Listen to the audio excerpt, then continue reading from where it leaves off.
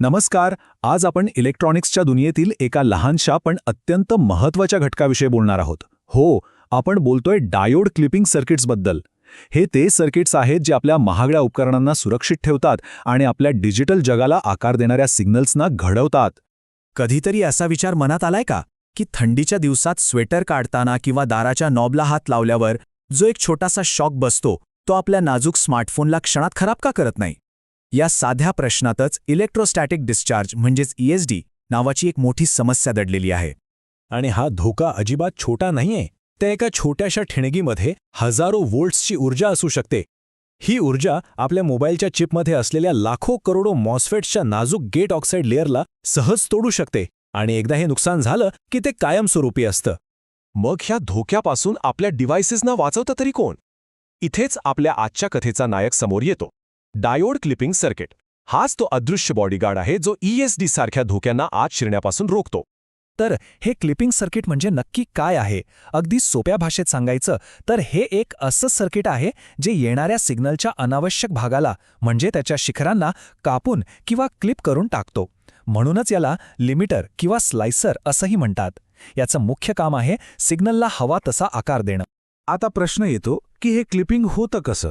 याचं सगळं रहस्य दडलंय एका छोट्याशा घटकात, डायोडमध्ये. डायोड म्हणजे जणू काही एक अतिशय वेगवान ऑटोमॅटिक स्विच जो क्षणाच्या आत चालू किंवा बंद होऊ शकतो. हे समजून घ्यायला आपण एका सामान्य स्विचचं उदाहरण घेऊ. जेव्हा डायोडला योग्य दिशेने व्होल्टेज मिळतं तेव्हा तो फॉरवर्ड बायस्ड होतो म्हणजे चालू होतो आणि करंटला पुढे जाऊ देतो, अगदी बंद स्विचसारखा.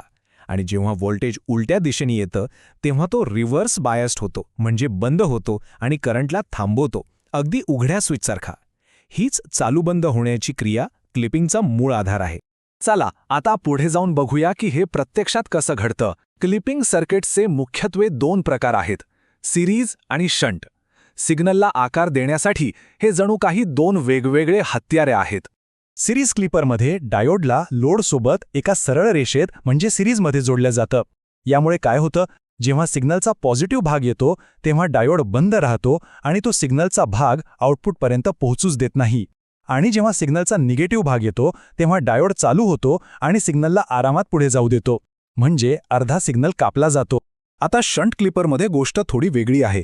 इथे डायोडला लोडच्या पॅरलल म्हणजे समांतर जोडलं जातं. जेव्हा सिग्नलचा पॉझिटिव्ह भाग येतो तेव्हा डायोड चालू होतो आणि तो सगळा करंट स्वतःमधून जमिनीकडे वळवतो. त्यामुळे आउटपुट शॉर्ट होतं आणि सिग्नल क्लिप होतो. याउलट निगेटिव्ह भागात डायोड बंद राहतो आणि सिग्नल जसाच्या तसा पुढे जातो. दोन्ही पद्धतींचं काम एकच, पण करण्याची रीत वेगळी आहे. पण समजा आपल्याला सिग्नल शून्यावर नाही तर आपल्या ठरवलेल्या एखाद्या विशिष्ट व्होल्टेज लेवलवर क्लिप करायचं असेल तर इथेच खरी गंमत आहे आणि यासाठी वापरला जातो बायस्ड क्लिपर, जो आपल्याला हवा तसा कंट्रोल देतो. ही कल्पना खूपच सोपी आहे. डायोडच्या सिरीजमध्ये फक्त एक छोटी बॅटरी किंवा DC व्होल्टेज सोर्स जोडायचा. असं केल्याने क्लिपिंग कोणत्या व्होल्टेजवर सुरू होईल हे आपण ठरवू शकतो.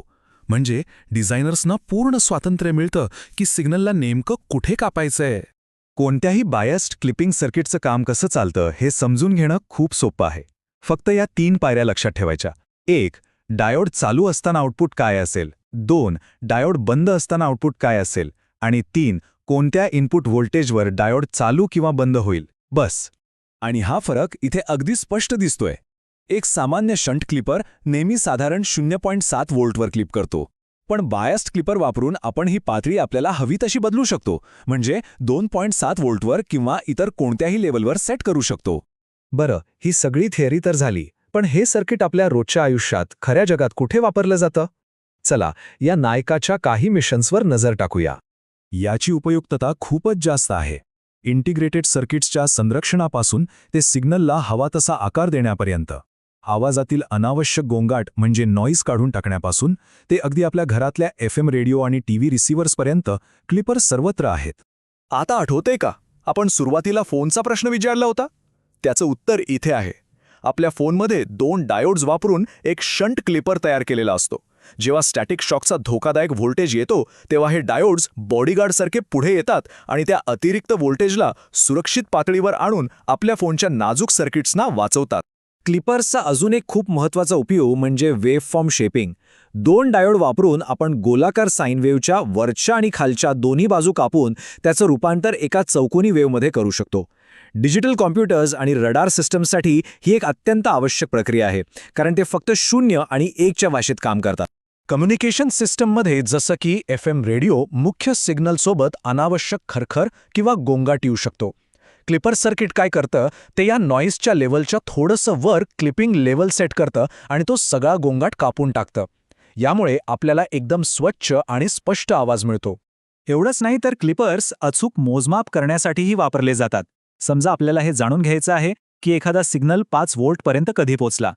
क्लिपर सर्किट तो क्षण अचूकपणे ओळखू शकतो आणि आपल्याला सिग्नल देऊ शकतो. हे तंत्रज्ञान अनेक वैज्ञानिक आणि मोजमाप करणाऱ्या उपकरणांमध्ये खूप महत्त्वाचं आहे. या स्रोतामधील हे एक वाक्य या संपूर्ण कल्पनेचं सार सांगतं. क्लिपिंग म्हणजे इनपुट सिग्नलचा नको असलेला भाग काढून टाकून आपल्याला हवा तसा आउटपुट सिग्नल तयार करणे.